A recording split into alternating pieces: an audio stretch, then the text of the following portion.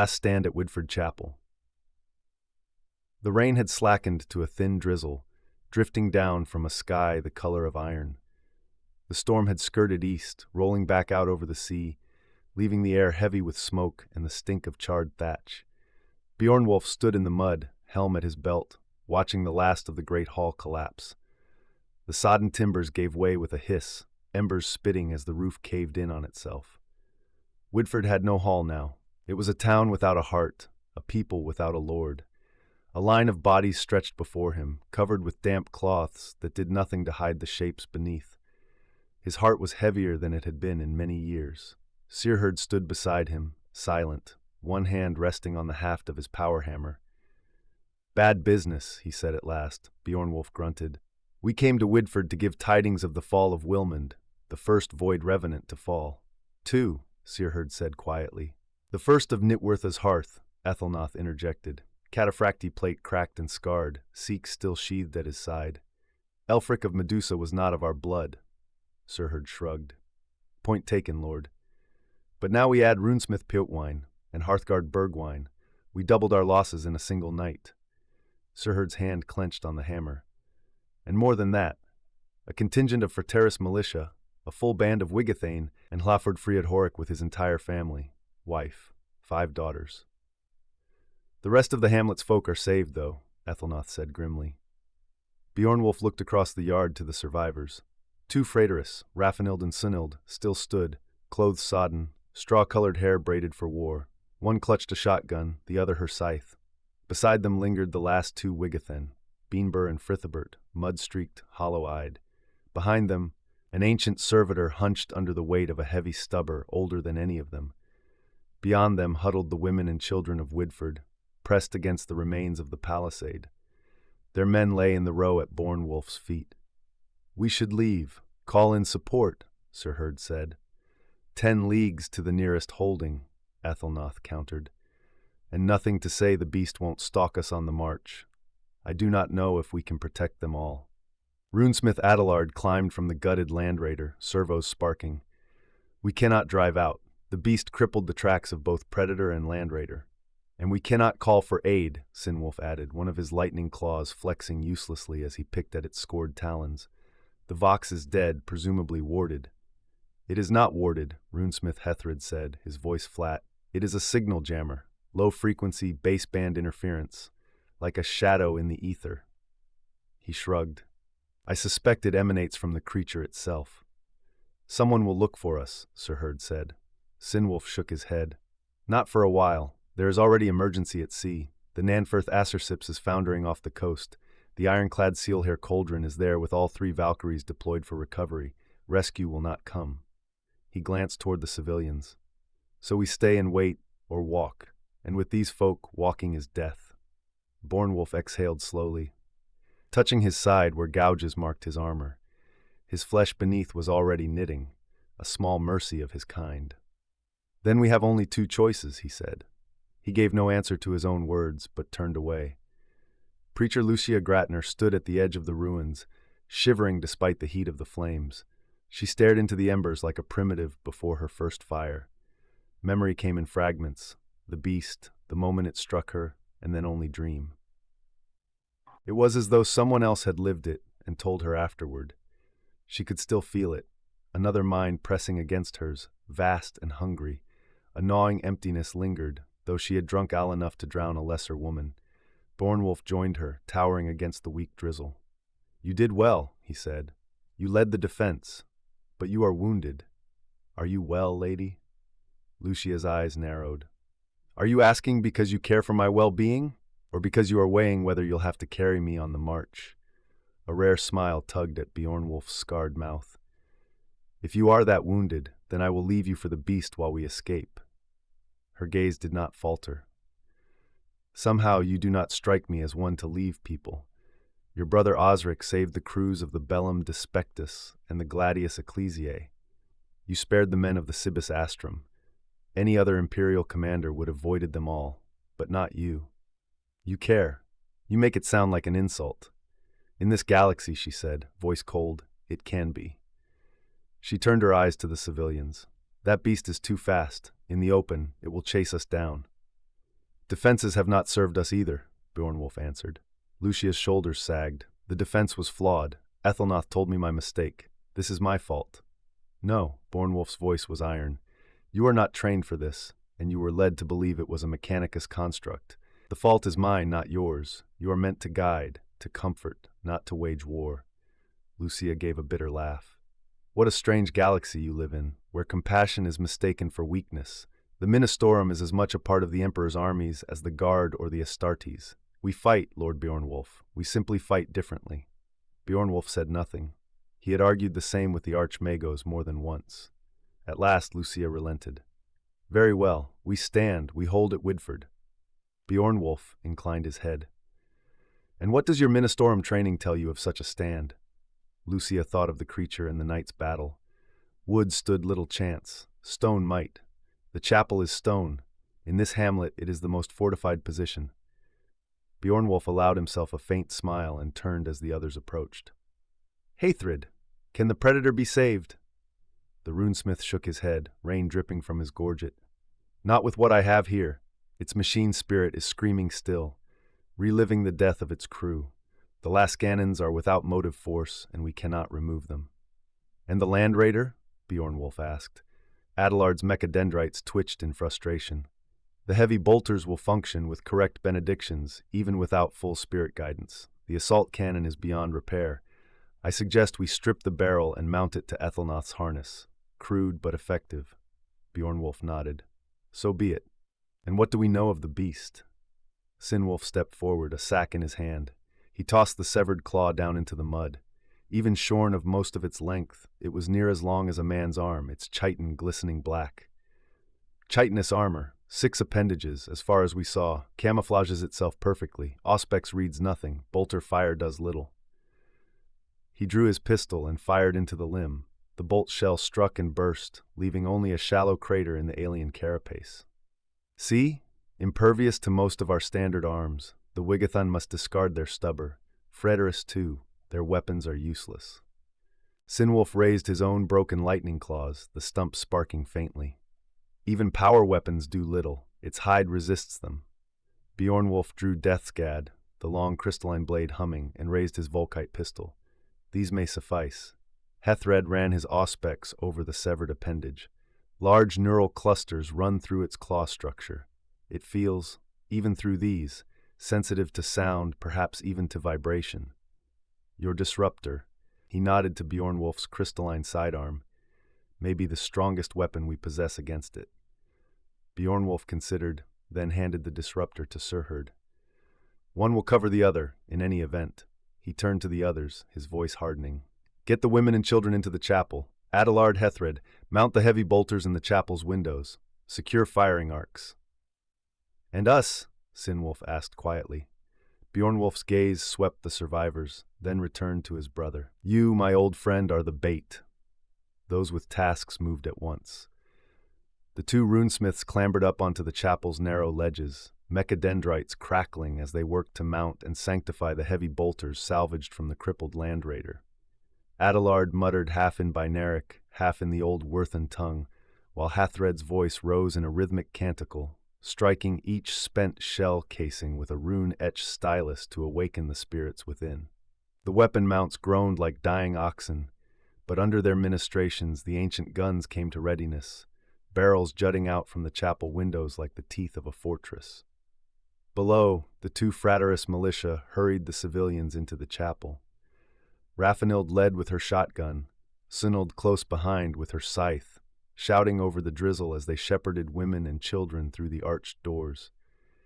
Their braids had come loose, hair plastered to their cheeks, but their eyes burned with the stubborn courage of the half-doomed.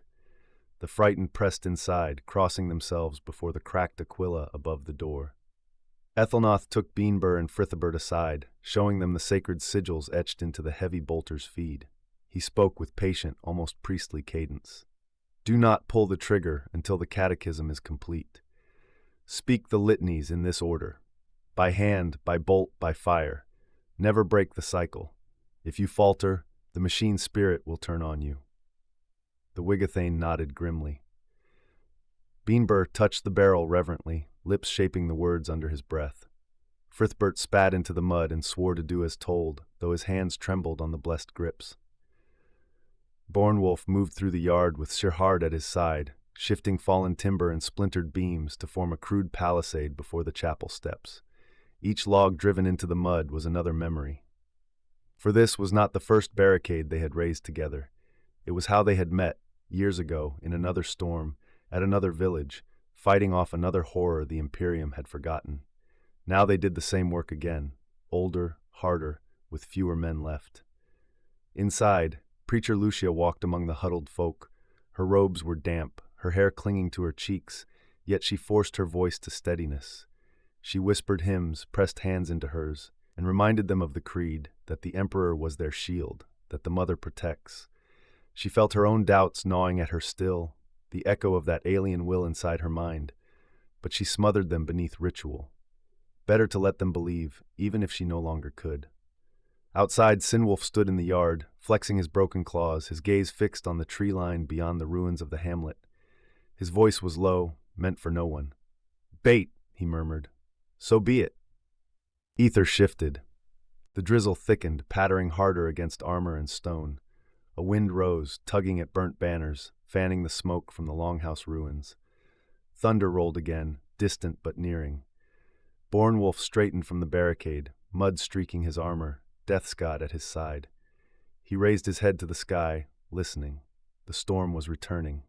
"Hethred, Adelard, man the chapel with the militia and the Wigathane," Bornwolf ordered. His voice carried like iron through the drizzle.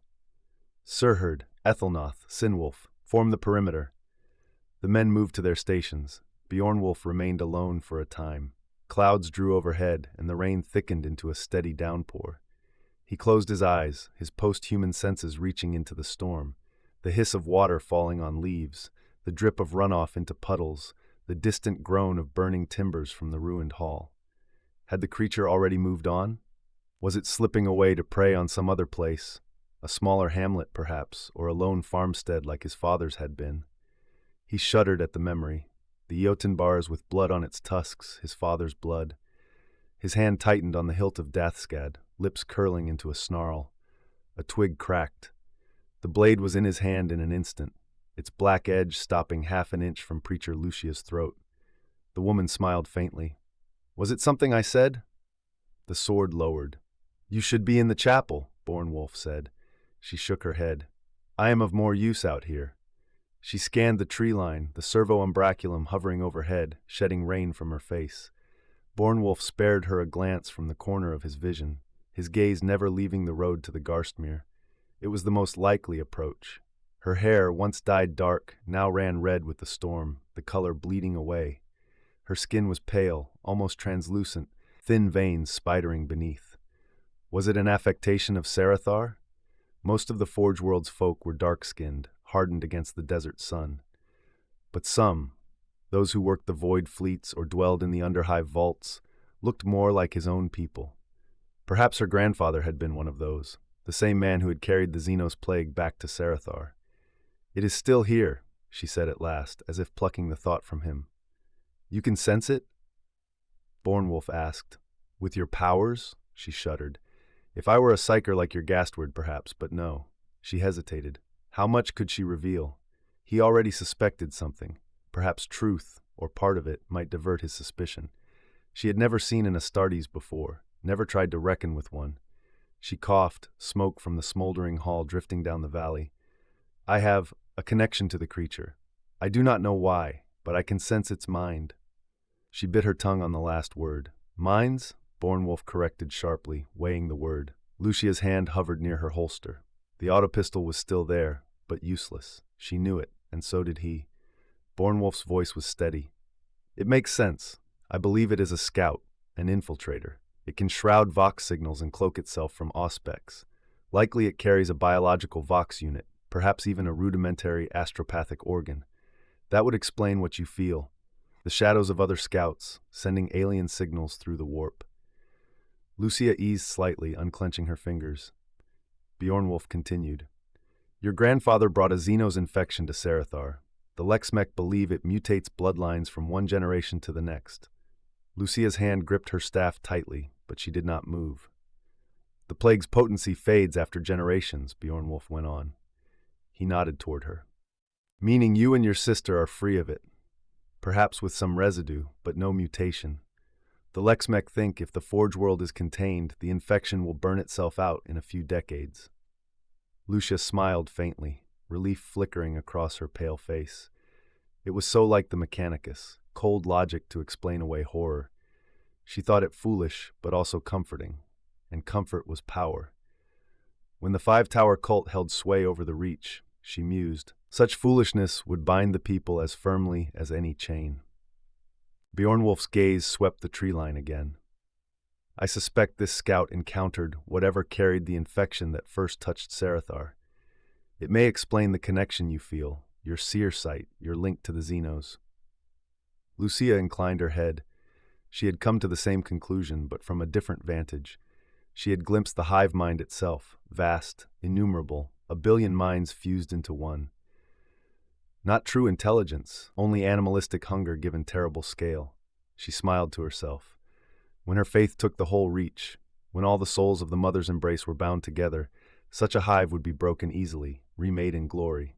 But that was not now. For now, the scout, this lictor, was a threat to her ambitions, and it had to die. Bjornwolf smiled faintly, but for a thought that was his alone. Do not worry, this is no Raven time. Lucia looked at him, puzzled. Raven? She asked. Bjornwolf shook his head with a faint smile. A vision I once had, not important. Lucia looked intrigued. She shifted her stance, but the wound in her side flared with pain, and she winced. Bjornwolf reached out, steadying her staff where it bore the Aquila high. She nodded her thanks, leaning on it. The beast's wound, she muttered. Hethred said it was minor, Bjornwolf replied. Lucia gave a sharp laugh, cut short by pain. Yes, but he is a tech marine. I doubt he's an expert on the motive force of human anatomy. Bjornwolf inclined his head. True enough, our sire chapter often confused apothecaries for engine seers. He raised his augmetic hand, flexing the iron fingers. Then tell me your vision, she pressed, eager to shift the subject. Bjornwolf exhaled heavily. This is neither the time nor the place, she smirked. We're standing in the mud, stalked by a Xenos no one has seen before, both of us carrying its mark. I can't think of a better time. We may be corpses by nightfall. I thought priests had more faith in the Emperor's protection, Bjornwolf said, tone mocking. Will his guiding light not defend us? Lucia chuckled despite herself, clutching her side. The Emperor protects those who help themselves. Haven't you ever read the Lectitio Divinitatis? Bjornwolf spread his palm. Never learned to read. I'm a barbarian. Only learned to count to 10 when I became chapter master. His tone was guileless. Lucia narrowed her eyes. You're a poor liar. Bjornwolf's smile deepened. He quoted softly, his voice dropping its false roughness. The Emperor shields the faithful, yet the Emperor protects those who help themselves. There is always nuance in interpretation, he added. Lucia studied him, rain streaking her pale face. She brushed damp strands of red hair from her eye. In the Five Towers we call that the duality. Two faces of the Emperor, the paternal hand that aids the warrior, and the maternal hand that shelters the weak. You knew that already, didn't you? Bjornwolf kept his eyes on the muddy road that led toward the Garsmere, helm turning slightly but voice guarded. Perhaps I found one of your pamphlets lying about. In truth, he remembered Deacon Absalon railing bitterly at what he called the misuse of the term, but he did not tell Lucia that. Bjornwolf drew in a long breath. The vision you asked about, I had it long ago before I became a Void Revenant. At the time I did not know what it was. But now, he paused, searching for words. Now I think it was a warning. Lucia's pale eyes held his, though he would not meet her gaze. On Manifold Dawn, we teach that visions are sent by the Emperor to guide us. Bjornwolf exhaled and continued, his voice lower. There were 7 visions, 7 warnings. The first, a frozen cavern with monsters entombed beneath the ice. The second, a wedding gown soaked in blood. He fell silent, his eyes fixed on the mud at his feet. The memory of Braylon bit deep. His jaw tightened. Lucia studied his face and guessed. Bjornwolf raised his gauntleted hand, the warrior's ring glinting in the rain. The third, a warrior's ring. The fourth, the death of a Drukhari lord slain by a black blade. Lucia's eyes flicked to Deathscad. its dark crystalline edge shimmering at his side. His voice dropped to a rasp.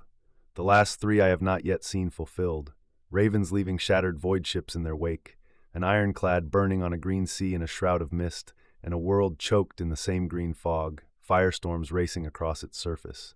He lifted his gaze to the road, to the looming lake beyond. The last 3 are yet to come. So, as I said, I look for ravens. Lucia's voice was soft. And what happens, Beornwolf, when you have seen all 7? He set his gauntlet upon Dathskad's hilt. His tone was flat, heavy as stone. The fall of Nitwertha. Lucia reached up, her pale hand turning his chin until his eyes met hers. What if they are not warnings? What if they are markers, timekeeping, showing you not the doom of your world, but the path you must take to save it? For a long moment he searched her face, rain running between them. He opened his mouth to speak, but she cut him with a faint smile. There is always nuance in interpretation. Someone wise told me that once. She was about to speak again when her vision blurred. The world lurched. Her eyes no longer her own, she saw through them and beyond. Trees, dripping leaves, the stink of mud. And there, crouched low in a bush, was Captain Sinwolf. She knew he was on the far side of the chapel.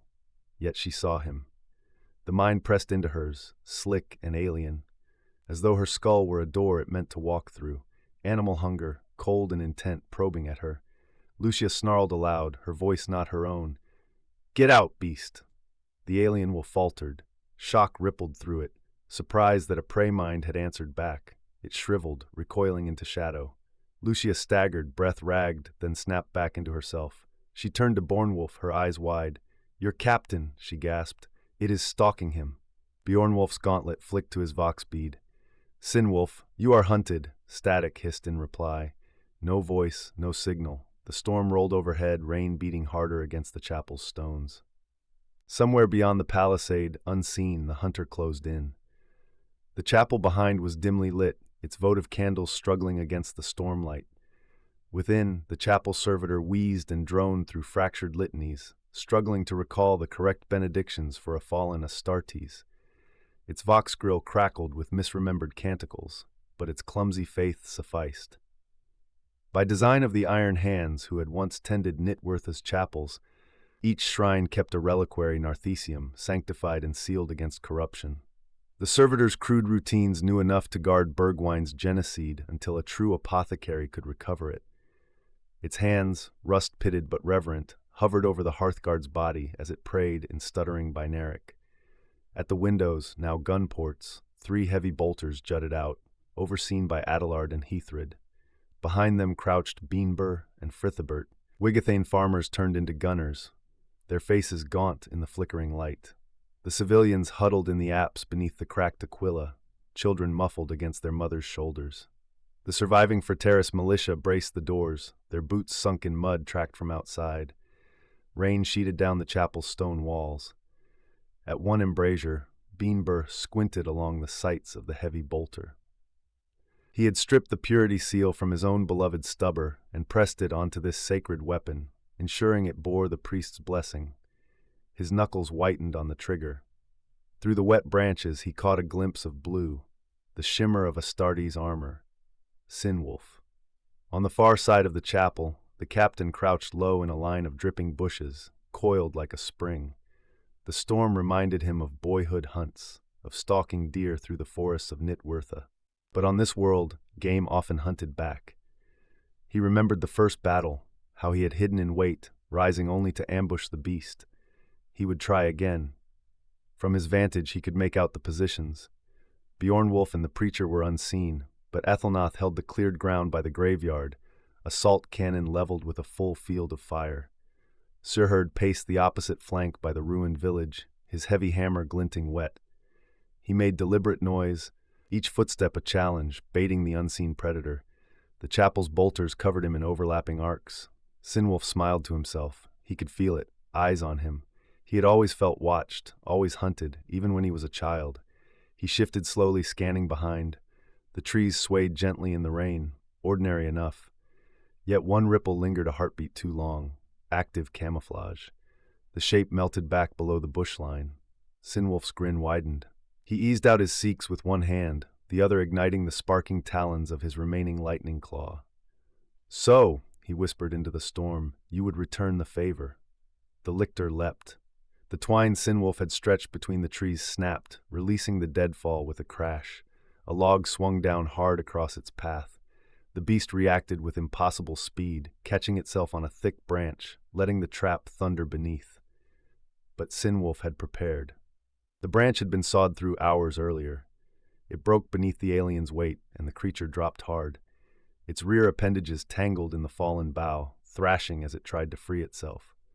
Sinwolf roared his war cry, "Fagward!" and charged. The lictor rose to its full height, its chameleon skin flickering in the rain, just as another twine snapped. A brace of sharpened stakes swung down and slammed into its carapace. The wood shattered on impact, but the beast reeled in confusion. Sinwolf's lightning claw tore through its thigh, shearing a plate of black chitin and leaving a deep, weeping wound. The monster struck back, a scything talon flashing through the storm. Sinwolf rolled past it and hurled himself into the stream, water exploding around him. The lictor's hoofed foot smashed down into the current after him, but pain lanced up its wounded limb, staggering it. The beast stumbled, thrashing, ichor spilling into the rain. From the chapel, Banbur saw it break the tree line. His eyes went wide. "Neakra!" he cried, and opened fire. The heavy bolter roared, the recoil jolting his thin frame, tracers hammering blindly through dripping branches. The lictor steadied itself with a hiss, its mantle flickering as it loosed a brace of spines from its back. The dart-like projectiles whistled through the air, striking stone with a shower of sparks. One dart passed clean through the window. It speared Frithibert against the far wall like a rag doll, blood spraying as he gasped in shock. Beanbur swung back in horror, but his bolter was still thundering uselessly at the trees. The lictor broke cover and charged. Across the open ground, Ethelnoth's assault cannon spun up and unleashed a storm of fire. Metal tore into chitin, chunks of its carapace breaking away, ichor spraying black across the mud. The beast screeched in rage. The food was fighting back, stinging it with shards of iron, and hurled itself against the chapel wall. A single swipe of its talon gouged a trench across the stone, shearing the barrels of all three bolters on that flank. Its scythe arm shot through the gun slit. 6 feet of claw smashed into the interior, gouging the back wall. Hithred threw himself forward, mechadendrites coiling around the talon. Sparks showered as they snapped, severed like wire under the alien's strength. He cursed in Binaric and abandoned the hold, dragging the bleeding Frithibert down from the wall and into cover behind the altar. Pinned and pale, Frithibert still had the wits to draw his sidearm. Through the rain-streaked window, a yellow eye glared in. He raised the autopistol and fired. The bullet struck true. The lictor's eye burst in a spray of yellow and violet ichor. The monster recoiled, shrieking, its talons still lodged in the stone. Adelard seized the chance.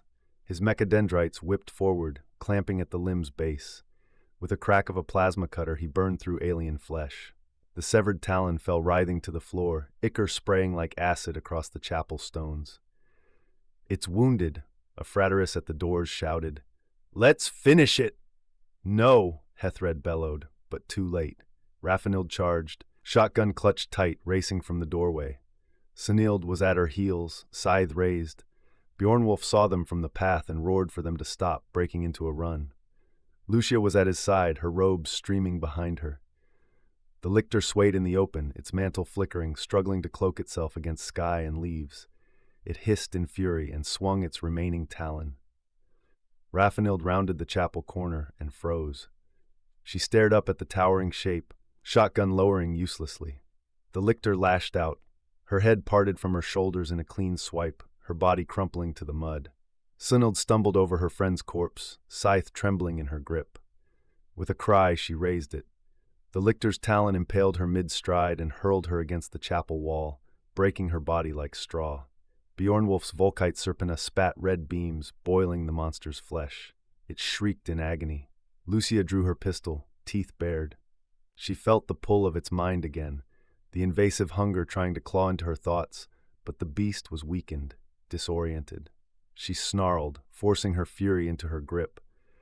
Her bullets glowed with burning gold as they struck, carving glowing trails across the lictor's hide.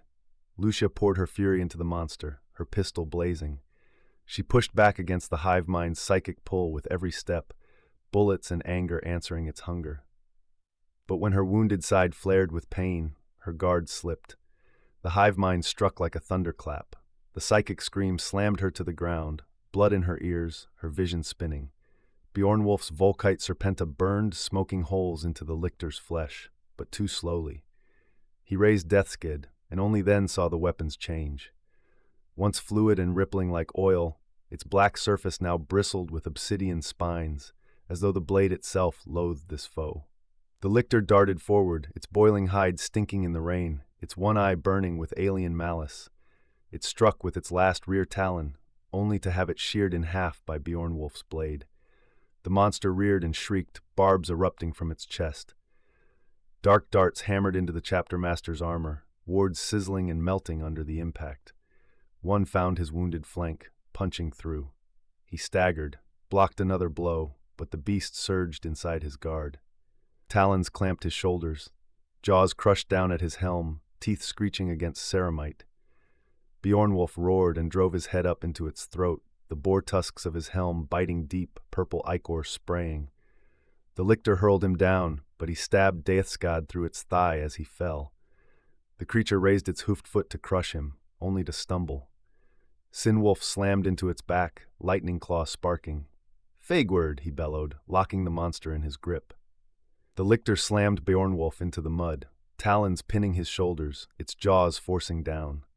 Alien saliva hissed as it splattered across his helm, teeth grinding against ceramite as it tried to tear his head apart. Bjornwolf roared, his body straining against the monster's weight. With one sudden breath, he called upon the gland deep in his throat, forcing it to fire. Acid spat from his mouth grill, splashing across the lictor's face. The effect was instant. The alien shrieked, rearing back as the corrosive bile ate through its carapace. Its remaining eye boiled in its socket, ichor spilling down in steaming rivulets. The beast thrashed, clutching at its head in animal panic. Bjornwolf surged to his feet and rammed Deathskad into its chest. The blade's new-grown spines shredded alien armor. The beast shrieked, then twisted, and deliberately let itself fall back, crushing Sinwolf beneath its bulk. Bjornwolf's grip tore loose, the sword dragged from his hands. The lictor rolled, talons digging into the mud. With dreadful intelligence, it seized Deathskad in one clawed hand and wrenched it free, ichor spraying. The chapter master rolled aside as the monster turned his own relic against him, stabbing down with uncanny precision. It could use tools. Ethelnoth's assault cannon screamed, raking the lictor with fire. Armor burst from its frame in shards. Ichor sprang black across the chapel wall. The creature turned, staggering, then bolted, impossibly fast despite its wounds. Bjornwolf's Volkite spat, boiling its hide, but still it ran. It would escape, then it stopped, hissing. Between the trees and the safety of the Garstmere marsh stood another armored giant, iron flesh gleaming in the rain. Sir Herd. The veteran raised the Sildathnidal and whispered, "Geofon Hālgengas." The disruptor's beam struck the lictor full in the face. In an instant, the neuro-weapon severed it from the hive mind. One heartbeat, it was a creature of a million voices. The next, it was alone. A predator among predators, blind, cut adrift. It reeled, staggering. Its head began to dissolve, armored plates decaying, chitin splitting, eyes burning to ash. Bjornwolf was upon it in a moment. The lictor tried to flee, but its legs were broken. It tried to fight, but its claws were shattered. Its teeth gnashed uselessly against ceramite. The last thing the beast saw was Bjornwolf's faceplate filling its vision, and the point of a Seek's plunging into its remaining eye. The Seek stabbed down, the deep skyfall iron blade piercing the alien's skull. The beast shuddered as its nerves spasmed against the sudden ending. Its body slumped back, remaining appendages collapsing into the mud, twitching and curling like severed roots. Bjornwolf held himself still, his side aflame with pain, every part of his body aching. He was not yet fully accustomed to his post-human flesh, and his battered armor bore gouges that burned against the rain. He exhaled a long breath, steaming in the chill. A muffled scraping reached his ears. For a heartbeat, he thought the monster stirred again. He turned sharply, but the carcass was lifeless. It was the mud, shifting beneath the great weight. Beornwulf set his shoulder against the bulk of the Xenos, and with Athelnoth's aid he dragged the carcass aside. The weight had nearly buried Sinwulf, pinning him half submerged in the mire. The first captain's helm was caked black, but when Beornwulf hauled him up, Sinwulf was grinning through the filth. "Is it dead?" he rasped. Beornwulf glanced back at the lictor's twitching corpse, its limbs spasming mindlessly in the mud. "Aye," he said, "the Neakr of Garsmere is dead enough."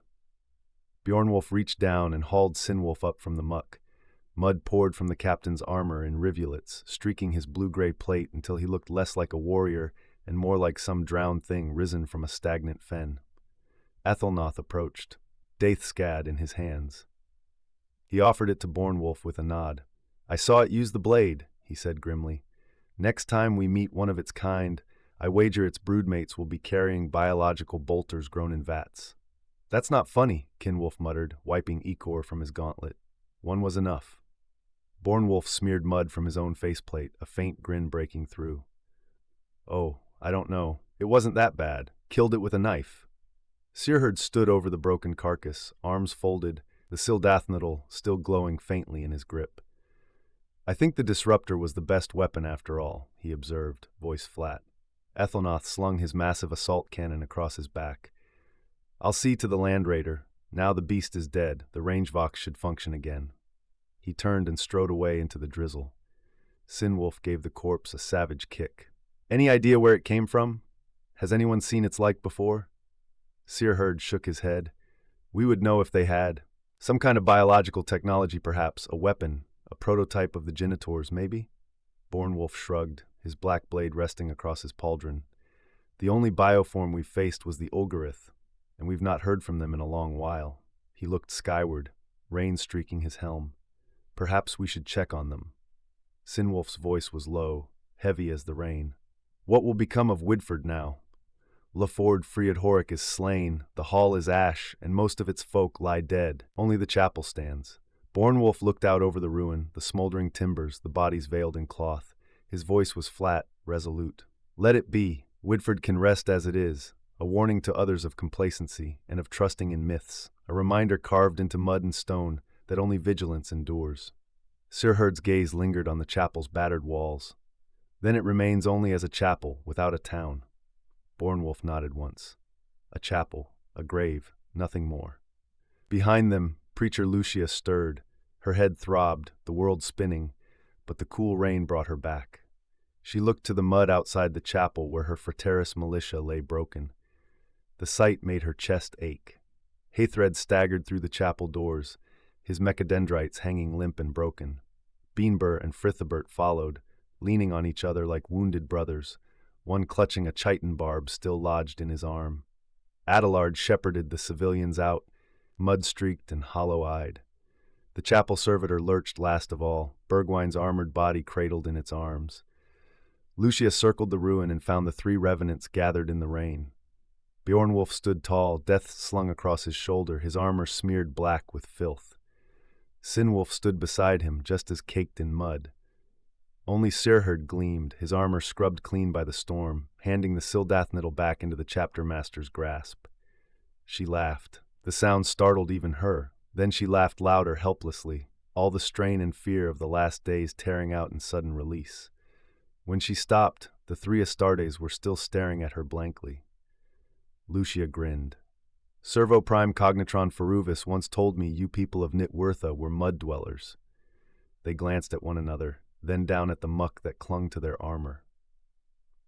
And slowly, faintly, they smiled too. Lucia shook her head. "I can't wait to tell him he was right.